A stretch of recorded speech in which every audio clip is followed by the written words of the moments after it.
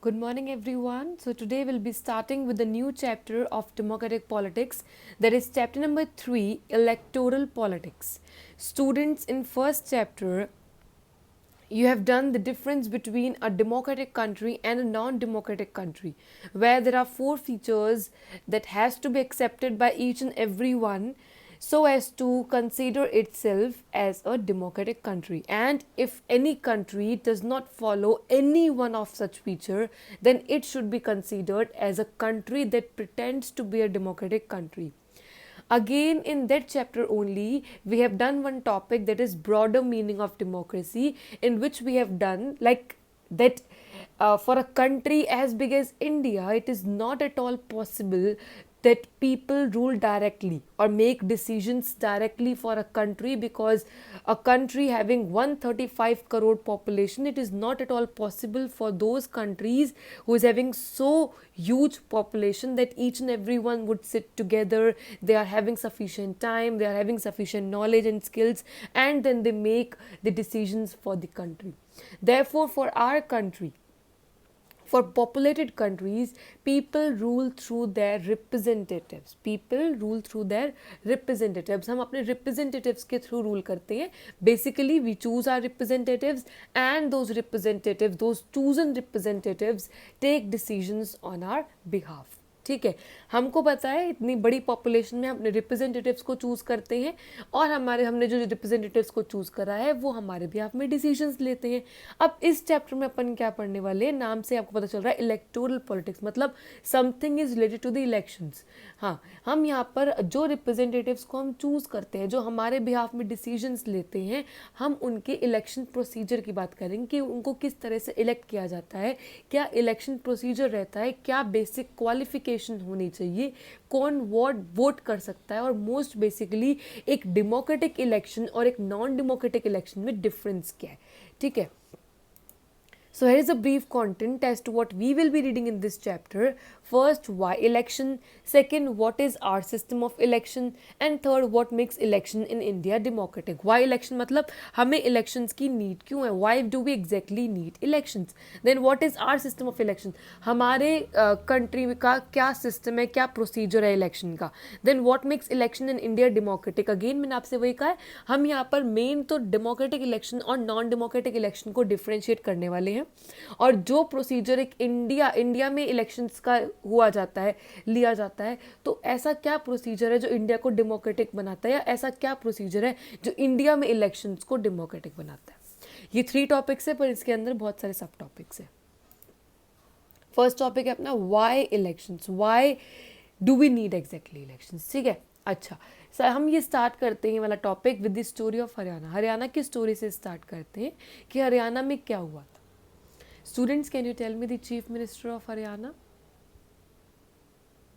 हाँ जी, Manohar Lal Khattar. And can you tell me the capital of Haryana? हाँ जी, it's Chandigarh. Okay. Haryana had been ruled by a Congress party since 1982. 1982 से Congress party जो है वो हरियाणा को रूल कर रही है. हरियाणा में किसकी रूलिंग अथॉरिटी है, किस पार्टी की अथॉरिटी है 1982 से, कांग्रेस पार्टी की. अच्छा. The people were unhappy with the existing government. जो लोग थे हरियाणा के वो हैप्पी नहीं थे, वो सेटिस्फाइड नहीं थे गवर्नमेंट से, जो कांग्रेस गवर्नमेंट थी हरियाणा में रूल कर रही थी 1982 से, वहाँ उससे हैप्पी बिल्कुल भी नहीं थे, बिल्कुल भी लोग सेटिस्फाइड नहीं थे. क्यों नहीं थे, क्योंकि कांग्रेस जो है उनकी नीड्स को मीट नहीं कर पा रहा था, उनको सेटिस्फाई नहीं कर पा रहा था. अच्छा. There also exist one opposition party. वहीं पे एक अपोजिशन पार्टी भी एग्जिस्ट करती थी, हरियाणा में ही एक अपोजिशन पार्टी भी एग्जिस्ट करती थी. अब आप पूछेंगे मैम कौन सी अपोजिशन पार्टी एग्जिस्ट करती थी. हाँ जी, which opposition party. Lokdal was the party which oppose Congress government. Congress government के अपोजिशन में कौन खड़ी थी, लोकदल. कौन सी पार्टी थी, लोकदल पार्टी. अच्छा, ये आप सबको पता है कि लोग जो हैं हरियाणा के वो बिल्कुल भी हैप्पी नहीं है, they are not at all satisfied with the Congress party. अच्छा. This party was led by Chaudhary Devilal.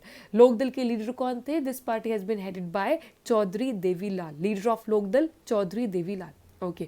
This party also led a movement called Nyay youth struggle for justice. ये लोकदल पार्टी ने एक मूवमेंट भी स्टार्ट की. क्यों, क्योंकि लोग खुश नहीं हैं, तो अब इनको फ़ायदा मिल रहा है. अपोजिशन पार्टी को एक एडवांटेज मिल रहा है कि वो कैसे ना कैसे करके लोगों को अपनी तरफ अट्रैक्ट करे, अपनी तरफ इन्फ्लुएंस करे, जिससे नेक्स्ट टाइम जब इलेक्शन होंगे तो लोकदल को ही लोग जिताएं. राइट. वही लोकदल ने भी किया। This party also led a movement call Nyaya Yudh, struggle for justice. उन्होंने एक मूवमेंट स्टार्ट की न्याय युद्ध, जिसको हम क्या कहेंगे, स्ट्रगल फॉर जस्टिस। लोग जो है जस्टिस चाहते हैं फ्रॉम कांग्रेस गवर्नमेंट, ठीक है। तो इन्होंने न्याय युद्ध नाम से एक मूवमेंट स्टार्ट किया। अच्छा, party also join various other position party to gain control. Control gain करने के लिए, ज़्यादा पावर में आने के लिए कांग्रेस की जो और छोटी मोटी अपोजिशन पार्टीज थी उनको भी लोकदल ने ज्वाइन कर लिया कि जैसे इलेक्शन होंगे तो लोकदल और उसके जो एलीड पावर्स है, जो सपोर्टर्स है, वो इतने ज़्यादा वोट ले जाएं, वो इतनी ज़्यादा सीट्स ले जाएं जो कांग्रेस जिससे हार जाए अच्छे से। अच्छा, people of Haryana were attracted by this party. Haryana के लोग, पहली चीज़ तो ये थी कि हरियाणा के लोग अनहैप्पी थे, they were unsatisfied with the Congress party, क्योंकि उनके नीड्स को मीट नहीं कर रही थी। एंड वहाँ पे एक अपोजिशन पार्टी एग्जिस्ट करती थी जिसको लोकदल बोला गया, जिसके लीडर कौन थे, चौधरी देवीलाल। इन्होंने एक मूवमेंट भी ऑर्गेनाइज की न्याय युद्ध नाम से, और लोग जो थे वो इससे अट्रैक्ट हो रहे थे। आप पूछेंगे हम अट्रैक्ट क्यों हो रहे थे, ये देखो, why Lokdal attracted people. In the election campaign, Lokdal promised to waive the loans of farmers and small businessmen. Election में जब उन्होंने हर एक पार्टी को कुछ ना कुछ ओवरव्यू देना पड़ता है अपने प्रोमिसेस का, कि अगर इलेक्शंस में उनको जिताया जाता है तो वो ये करेंगे, ठीक है। वही चीज़ लोकदल ने की। लोकदल ने प्रॉमिस किया जो भी सारे स्मॉल फार्मर्स हैं, जो भी सारे स्मॉल बिजनेसमैन हैं, उनके लोन्स को वो क्या कर देगा, वेव ऑफ कर देगा, लोन्स को वो माफ़ कर देगा लोकदल। अब ऑब्वियसली एक तरफ जो पार्टी रूल कर रही है कांग्रेस, वो मेरे लिए कुछ कर नहीं रही है। मैं सपोज कर रही हूँ अपने आप को हरियाणा की एक मेंबर हूँ, ठीक है, और फिर वो मैं एक स्मॉल बिजनेस वूमेन हूँ, तो मेरा वो दूसरी जो पार्टी है वो आके मेरा लोन भी माफ़ कर देगी, लोन को वेव ऑफ कर देगी, तो ऑब्वियसली मैं अट्रैक्ट तो होंगी किसकी तरफ, लोकदल की तरफ। Party assured that this would be the first action taken by it once elections are over. Party ने एश्योरेंस दी कि सबसे पहला, एक बार ही इलेक्शन हो जाएं तो सबसे पहला एक्शन उनका यही होगा कि वो क्या करे, अपने प्रोमिस को फुलफिल करे। वो सारे के सारे जो स्मॉल फार्मर्स है, जो बिजनेसमैन है, जो एग्रीकल्चर लेबर्स हैं, उनके लोन्स को माफ़ करेगी। अच्छा, आप खुद बताओ स्टूडेंट्स, इलेक्शन के टाइम पर कौन जीतना चाहिए। मैं बिल्कुल भी खुश नहीं हूँ कांग्रेस से। ऊपर से जो अपोजिशन पार्टी है वो मेरे को इतने अच्छे प्रोमिस दे रही है कि मैं वहाँ से अट्रैक्ट होती जा रही हूँ, ठीक है। तो ऑब्वियसली इलेक्शन के टाइम पर मैं किसको वोट दूंगी, लोकदल को वोट दूंगी। वही हरियाणा के लोगों ने भी किया। Time of elections, when elections were held in 1987, people of Haryana voted for Lokdal. Lokdal के लिए लोगों ने हरियाणा 1987 में जब इलेक्शंस हुए तो हरियाणा के लोगों ने वोट दिया लोकदल को। Lokdal and its partners 176 out of 90 seats में से, मैंने आपको कहा था हरियाणा के लोगों ने अपोजिशन पार्टी को क्या कर लिया था, ज्वाइन कर लिया था। तो लोकदल एंड इट्स पार्टनर्स, जो लोकदल उसके सपोर्टर्स थे, उन्होंने 90 में से 76 सीट्स जीत ली। सोचो, हरियाणा की 90 में 76 सीट्स लोकदल और उसके सपोर्टर्स ने जीती। लोकदल अलोन वन 60 सीट्स, और लोकदल को अकेली कोई 60 सीट मिली, कि मतलब उसको अलाइड पावर नहीं भी है तो भी उसको 60 सीट्स से मेजोरिटी से वो जीत ही गई थी। And Congress could only win 5 seats. Elections हुए, कांग्रेस से लोग खुश नहीं थे। लोकदल इतने अच्छे प्रोमिस कर रही थी, इतनी अच्छी मूवमेंट ऑर्गेनाइज की जस्टिस के रिगार्डिंग, वो लोन्स वेव ऑफ कर देगी। तो ऑब्वियसली 90 सीट्स में से कितनी सीट्स अकेली लोकदल ले गई, 60 सीट्स अकेली लोकदल ले गई। और कांग्रेस के पास कितनी सी बची, सिर्फ 5 सीट्स बची। This is the proud moment for Lokdal. Existing chief minister had to resign. Newly elected जो existing chief minister उस टाइम पे कांग्रेस के भजन लाल थे, उनको रिजाइन करना पड़ा। ऑब्वियसली उनकी पार्टी नहीं रही। 5 सीट से कौन जीतता है, 90 में से नहीं जीतता, हार गई कांग्रेस। कांग्रेस के जो लीडर थे, चीफ मिनिस्टर थे भजन लाल, उनको रिजाइन देना पड़ा। Newly elected MLA of Lokdal choose Devilal as the leader. जो 60 मेंबर्स, जो 60 सीट्स जीती गई, मतलब 60 सीट्स मतलब 60 MLA, 60 member of legislative assembly, उन्होंने क्या करा, देवीलाल को अपना लीडर चूज करा। अच्छा, 3 days after election are over, Devilal became the chief minister. Election कुछ फॉर्मेलिटीज वगैरह के बाद जो लीडर थे लोकदल के, देवीलाल चौधरी, उनको चीफ मिनिस्टर बना दिया गया। His government issued the order to waive the loans. उन्होंने ये एश्योरेंस दी थी कि एक बार मेरे इलेक्शंस में जीत जाऊँ, मैं आप सबके लोन्स चुका दूंगा, और वही चीज़ देवीलाल ने की, उन्होंने लोन्स चुका दिए। बट इन नेक्स्ट इलेक्शंस, जब इलेक्शंस दोबारे हुए, party fail to gain the public support. Elections दोबारे हुए, हर 5 साल में इलेक्शंस होते हैं, इलेक्शंस दोबारे हुए। पहले कांग्रेस जीत रही थी, कांग्रेस से लोग खुश नहीं थे, फिर लोकदल को जिताया। लोकदल के सपोर्टर्स नहीं मिले, लोकदल को इतने उसके सपोर्टर्स नहीं रहे, उसको लोगों का सपोर्ट इतना नहीं मिला। तो जब इलेक्शंस हुए दोबारे, तो वहाँ पे कांग्रेस को फिर जिता दिया। तो ये थी हरियाणा की स्टोरी कि लोग कांग्रेस से खुश नहीं थे। वहीं पे जो लोकदल पार्टी थी, जो अपोजिशन पार्टी थी, वो इतने अच्छे प्रोमिस कर रहे थे, लोग उससे अट्रैक्ट हो रहे थे। लोगों ने जिता दिया लोकदल को, लोगों ने चीफ मिनिस्टर बना दिया चौधरी देवीलाल को, और उनका जो प्रॉमिस था उन्होंने वो फुलफिल करा, सबके लोन्स को वेव ऑफ कर दिया। पर जब दोबारा इलेक्शंस हुए, क्योंकि लोकदल के कोई सपोर्टर नहीं थे, तो फिर इलेक्शंस में कौन जीत गई? कांग्रेस जीत गई। हर स्टोरी का कोई ना कोई मॉरल होता है। सिमिलरली हरियाणा की स्टोरी का भी मॉरल है। जरा देखिए हम क्या मॉरल है। What have we learn from this story? First, elections can lead to the changes in policy of the government. Elections जो हैं वो गवर्नमेंट की पॉलिसीज चेंज कर देती है। क्यों? पहले कांग्रेस रूल कर रही थी हरियाणा में, ठीक है, कांग्रेस की पॉलिसीज कुछ अलग थी, फिर लोकदल आई, लोकदल की पॉलिसीज कुछ अलग है। तो जैसे जैसे इलेक्शंस आते जाते हैं वैसे वैसे गवर्नमेंट की पॉलिसीज चेंज होती जाती है। जरूरी नहीं है कि कोई पॉलिसीज कंट्री के फेवर में हो या कंट्री के अगेंस्ट भी हो सकती है, ठीक है। अगेंस्ट तो वैसे कोई कंट्री करती नहीं है, कोई गवर्नमेंट करती नहीं है अगेंस्ट वाली पॉलिसीज, पर हर एक की पॉलिसी, हर एक का एजेंडा जो है वो अलग अलग होता है। जैसे बीजेपी रूल करे तो बीजेपी की पॉलिसीज अलग होंगी, फिर इलेक्शंस में मैंने कांग्रेस को जिताया तो कांग्रेस की पॉलिसीज अलग होंगी। तो इलेक्शंस के थ्रू पॉलिसीज भी चेंज होती रहती हैं। Unhappy people can vote against the existing government. जो अनहैप्पी पीपल हैं वो एग्जिस्टिंग गवर्नमेंट, जैसे हरियाणा में क्या करा, लोग खुश नहीं थे, लोग सेटिस्फाइड नहीं थे कांग्रेस से, तो उन्होंने हटा दिया, इलेक्शंस में दूसरी पार्टी को जिता दिया। तो ये हमारे पास ऑप्शन रहता है। अच्छा, party that wins election will form government. जो पार्टी इलेक्शन जीतेगी उसकी गवर्नमेंट बनेगी। कांग्रेस जीतेगी कांग्रेस की गवर्नमेंट बनेगी, लोकदल जीतेगी लोकदल की गवर्नमेंट बनेगी, लोकदल के चीफ मिनिस्टर लोकदल के हेड बनेंगे, ठीक है। तो जो पार्टी जीतेगी उसकी गवर्नमेंट बनेगी। Election led to the economic development of state. Elections जो हैं वो गवर्नमेंट स्टेट की इकोनॉमिक डेवलपमेंट में भी बहुत ज़्यादा इफेक्ट करते हैं। कांग्रेस के टाइम पर कुछ डेवलपमेंट नहीं हो रहा था, क्योंकि लोगों के सर पे इतना ज़्यादा लोन था, इतना ज़्यादा डेप्थ था, उनको उसी को चुकाना था, वो कहीं और अपना इन्वेस्टमेंट नहीं कर सकते थे। लोकदल आई, लोकदल ने हमारे सर से सारा का सारा लोन माफ़ कर दिया, हमारा सारा डेप्थ माफ़ कर दिया। अब ऑब्वियसली हम अपना अमाउंट, अपना जो पैसा है वो कहीं और इन्वेस्ट कर सकते हैं, हम अपनी स्टेट की इकोनॉमी में को बूस्टअप कर सकते हैं, इकोनॉमी को ग्रोथ कर सकते हैं, ठीक है। तो कहीं ना कहीं इलेक्शंस जो हैं वो इकोनॉमिक डेवलपमेंट के लिए भी रिस्पॉन्सिबल होते हैं। तो हमने ये 4 पॉइंट्स पढ़े, ये 4 हमारे मॉरल्स है from Haryana, from the story of Haryana. अच्छा, अपना क्वेश्चन आता है, why do we need elections? हमें इलेक्शंस की नीड क्यों है? Why do we exactly need elections? Story होगी हरियाणा की। अच्छा, इस टॉपिक को अपन दूसरे तरह से पढ़ने वाले हैं। क्यों हमें इलेक्शंस की नीड है, इस टॉपिक को अपन पढ़ेंगे कि अगर इलेक्शंस नहीं होते तो क्या होता, ठीक है। Why do we exactly need election को अपन पढ़ेंगे, अगर इलेक्शंस नहीं होते तो क्या होता, ठीक है। पहले अपन कुछ फैक्ट्स पढ़ते हैं इलेक्शंस के बारे में, फिर अपन आगे चलेंगे। Election takes regularly in democracy, आप चैप्टर फर्स्ट में पढ़ ही चुके हैं। जो इलेक्शंस हैं वो एवरी 5 ईयर के इंटरवल्स में होते हैं, ठीक है।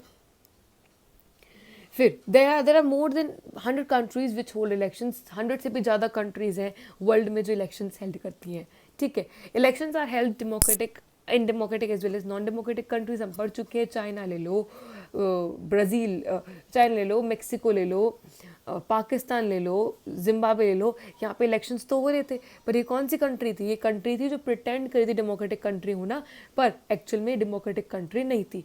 तो इलेक्शंस जो हैं वो डेमोक्रेटिक कंट्रीज भी कंडक्ट करवा सकती हैं, वो नॉन डेमोक्रेटिक कंट्रीज भी कंडक्ट करवा सकती हैं। But why do we exactly needs election? चलो अपन दूसरे वे से पढ़ते हैं कि इलेक्शंस नहीं होते तो क्या होता। What happens if there will be no elections? अगर इलेक्शंस नहीं होते तो हमारे सामने 4 पॉसिबिलिटीज़ खड़ी होती, 4 पॉसिबिलिटीज़, 4 क्वेश्चंस, 4 सिचुएशंस खड़ी होती है। अब आप मुझे इसका आंसर यस और नो में देंगे।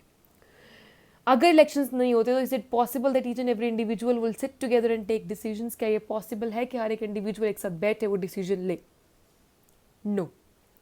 Second, is it possible for a country as big as India that all people will sit together and take decisions? 135 crore की पॉपुलेशन में क्या ये पॉसिबल है इंडिया जैसी इतनी बड़ी कंट्री में कि हर एक इंडिविजुअल एक साथ बैठे, एक साथ डिसीजन ले? No. Is it possible that all individuals would have time to sit and take decision? क्या ये पॉसिबल है कि हर एक इंडिविजुअल के पास टाइम होगा, हर एक इंडिविजुअल के पास प्रॉपर टाइम होगा कि वो कंट्री के मेजर डिसीजंस ले सके? नो।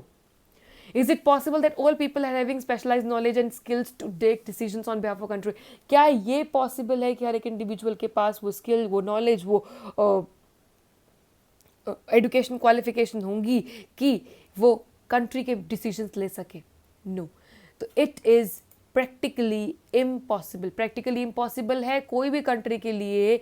हम इंडिया की बात करें तो इंडिया के लिए स्पेशली कि इतने सारे लोग एक साथ बैठे, उनके पास इतना टाइम हो, उनके पास वो नॉलेज, वो स्किल्स, वो एक्सपर्टीज़ हो, ये पॉसिबल नहीं है, ठीक है, इसीलिए हम क्या करते हैं, therefore people rule through their representatives, हम जो है वो अपने रिप्रेजेंटेटिव्स के थ्रू रूल करते हैं। हम डायरेक्ट नहीं रूल करते, हम रिप्रेजेंटेटिव्स के थ्रू रूल करते हैं, अपने रिप्रेजेंटेटिव्स को चूज करते हैं जो हमारे बिहाफ में डिसीजन लेते हैं।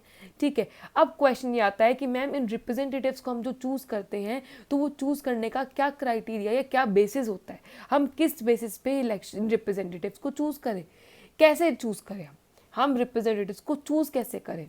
अच्छा, but how these representatives should be chosen, हमारे पास दो ऑल्टरनेटिव्स हैं चूज करने के। अब आप मुझे इन दोनों ऑल्टरनेटिव में बताएंगे कि कौन सा ऑल्टरनेटिव बेस्ट है। अच्छा, फर्स्ट है on the basis of criteria like education, age, experience और नॉलेज। पहला है कि हम एक क्राइटेरिया सेट कर ले कि एजुकेशन क्वालिफिकेशन, कि किसी ने ये एजुकेशन, इसने ये एजुकेशन रिसीव कर रखी है तो हम उसको अपना रिप्रेजेंटेटिव चूज करेंगे। ठीक है, या एज, किसी की एज 30 से अबव है तो हम उसको रिप्रेजेंटेटिव चूज करेंगे, या एक्सपीरियंस या फिर नॉलेज। ठीक है, पर अगर आप स्टूडेंट इसको डीपली पढ़ोगे, आप इसको लॉन्ग टर्म के लिए पढ़ोगे, इस कंसेप्ट को अगर अपन देखेंगे तो ये लॉन्ग टर्म के लिए बहुत ही ज़्यादा इजी नहीं है, ये डिफ़िकल्ट कंसेप्ट है। क्यों है? क्योंकि इतनी बड़ी पॉपुलेशन के लिए हम एक क्राइटेरिया चूज़ कर ले एजुकेशन, हम कैसे डिफ्रेंशिएट कर सकते हैं किसी के बीच में कि उसमें ज़्यादा एजुकेशन क्वालिफिकेशन है, उसमें कम एजुकेशन क्वालिफिकेशन है, हम नहीं डिफरेंस कर सकते इतनी बड़ी पॉपुलेशन में। हमने एज सेट कर लिया, ठीक है, एज सेट कर लिया, 30 से अबव वाली एज को हम चूज कर रहे हैं। इसकी क्या गारंटी है कि उसमें इतनी अच्छी स्किल्स होंगी, उसमें इतनी अच्छी नॉलेज होगी कि वो कंट्री के डिसीजंस ले ले? नहीं है ना। और सपोज कर लो उन्होंने रिप्रेजेंटेटिव्स को चूज कर भी दिया, हम लोगों ने इस क्राइटेरिया बेसिस पे रिप्रेजेंटेटिव्स को चूज कर भी दिया, इसकी क्या गारंटी है कि वो जिन लोगों को रिप्रेजेंट कर रहा है वो उनको सर्व करेगा, उनके वेलफेयर के लिए सोचेगा? नहीं है ना कोई गारंटी। और इसकी भी कोई गारंटी नहीं है कि हमने क्राइटेरिया बेसिस पे चूज कर लिया, इसका मतलब क्या है, वो लाइफ टाइम तक टिकेगा। सपोज करो 2 साल में उसने अपना कलर दिखा दिया, उसने 2 साल में ही दिखा दिया, वो कंट्री को नहीं कर पा रहा है, हम तो उसको हटा भी नहीं सकते। ये फर्स्ट वाला ऑप्शन।